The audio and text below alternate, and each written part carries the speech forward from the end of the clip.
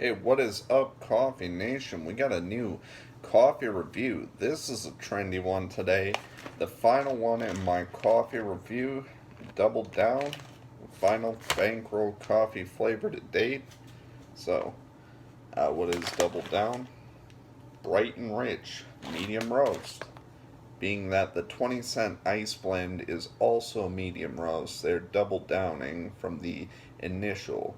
Because previously, what have we had? We had super dark in the espresso. We've had dark, which was morning drip, light, and then the first medium roast. So it's only fitting that this one has a name like Double Down. So let us smell.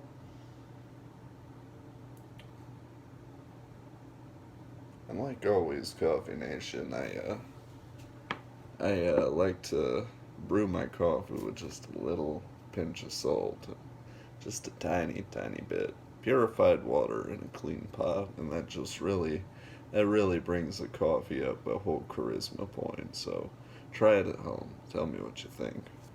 But let's try. Also, you realize that I try this, and then that's like 5 coffee reviews in the season 5. I'll do something special for my 100th video, whenever that may be.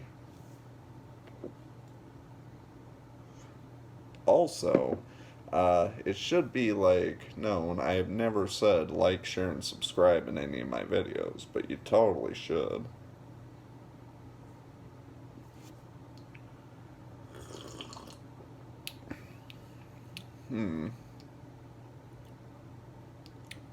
Alright, so the beans were consistent.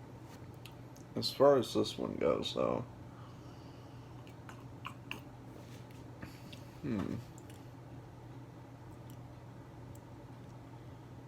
This one's fruity.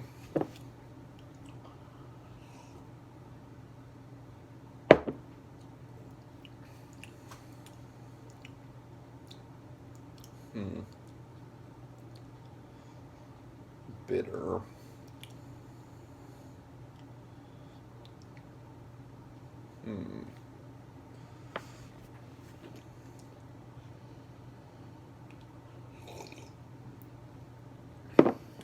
So, I've actually let it mellow out a bit, Coffee Nation. For this one, yeah, it's fruity. It's got fruity notes, but it's not a character. It doesn't have character of like this fruit. But light acidity. Yeah. Kind of light. And then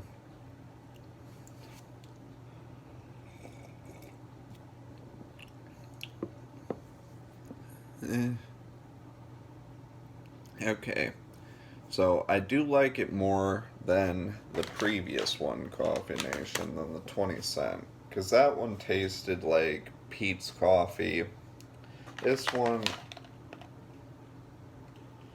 I don't know. It says rich. I'm not really getting anything. I'm getting that high acidity. And, it's so easy to be critical and be like, acidity isn't only bad coffees.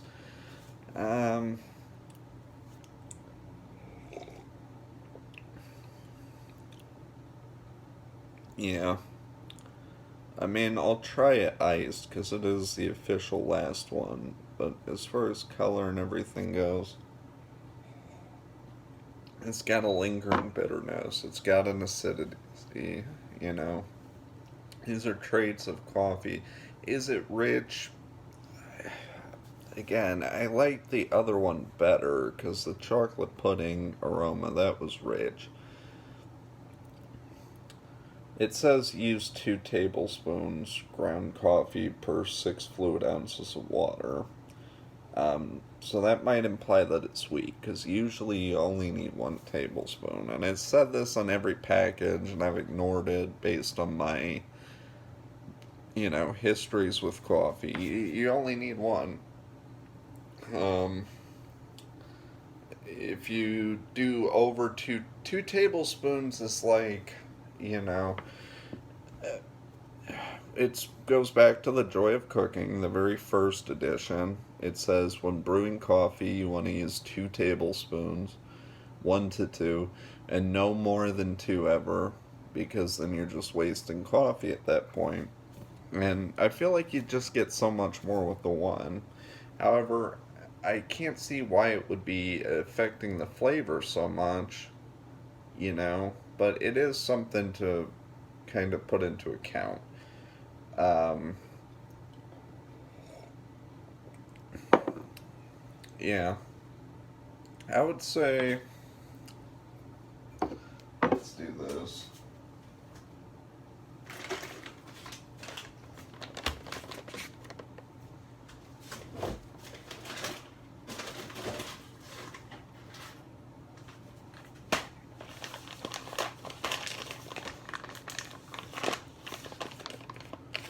So we'll do.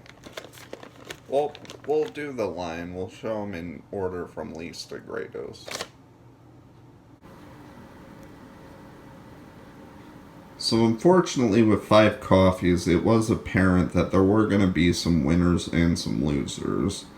Okay, I feel like this is probably the most accurate representation, at least by my preferences, as to what the better coffee is. It's the espresso roast, which isn't surprising because I have, an affinity for darker coffees. Okay, it is strong and robust. It's also got a good fruitiness to it. Okay. Diamond Hands would probably be the next, the very lightest of the roast, because, unlike the Double Down, it was rich. It did leave my house with a good aroma that I'm actually at a coffee shop, and iced, it was actually also very good. Third in line was the Morning Drip, the dark roast. Now, this one's here being the most recently tried, but again, it's cold. You got a definitive flavor and a definitive finish, and it was very unique for what I was getting. Double Down, which I still gotta try iced, but I mean, so far it's just not winning me over. And then the 20 cent, which, again, Pete's Coffee is a big brand. A lot of people do Pete's. It's just not my brand. So that's why the 20 cent is at the bottom. And then there's additional, stigma, I guess. I don't really care, but I know people care about it. It's 20-cent coffee, but it's like 68 cents a cup. I would actually do the math, because if it's telling you to do 2 tablespoons a cup, then... Oh, and it's only for 6 ounces of water. Like, a cup of coffee is 8 ounces. I don't know what they're doing. Seriously, though. But back to the review.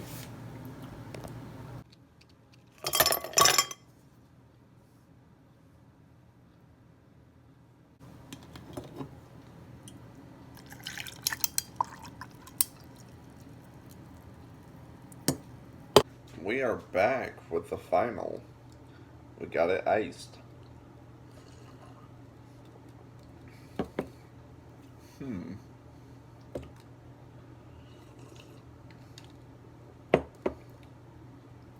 Okay. So iced, it's a little more earthy.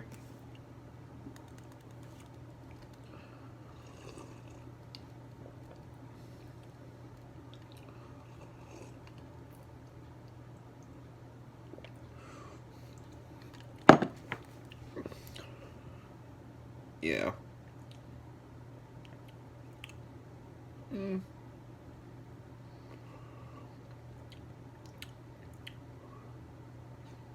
I ate some flavor forward Japones before those. It's Japanese peanuts, so I might be getting some of that.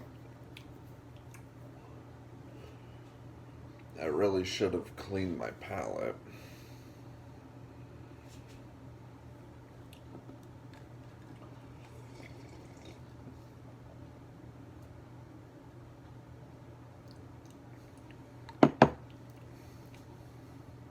Yeah, again, a little earthy, a little bitter.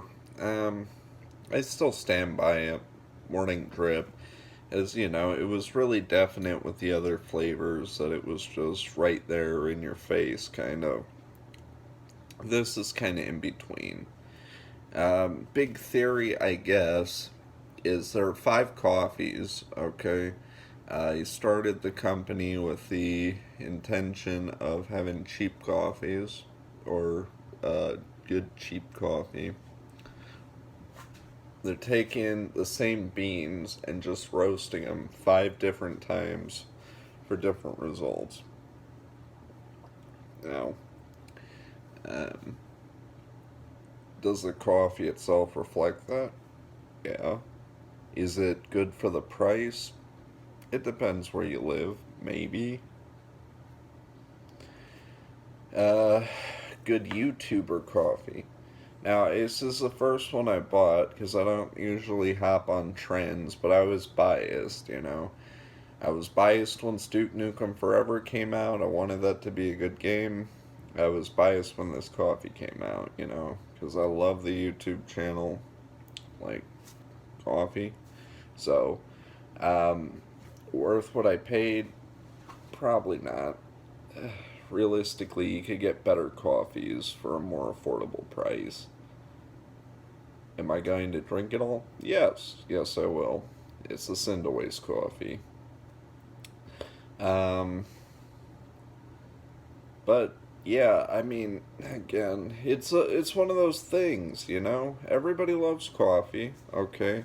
It's a hard market to get into, so you know, I got that. It's hard to market, it's hard to get into, and then if it's art, the more artisanal you go, the more up on the artisanal scale you get.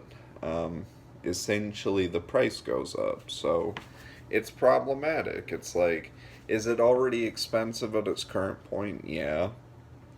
But imagine paying like $12 a bag, $13 a bag for like a different coffee. It's like, I guess it's good for the price, maybe. Um, you know, and it's whole beans, so you can't really buy it ground, so that might be an issue. Um, it is being marketed to like, you know, people who that's their MO. They want that uh, premium grind coffee, so they'll grind it and have it in the morning. Maybe the Starbucks crowd, because I guess that's who he's conjuring to the most. It's definitely cheaper than going to Starbucks every day. You know, you put a little cream in there. It would be a good, like I said, mixer coffee. But on its own black, it kind of falls short, you know? So that's my big critique of this.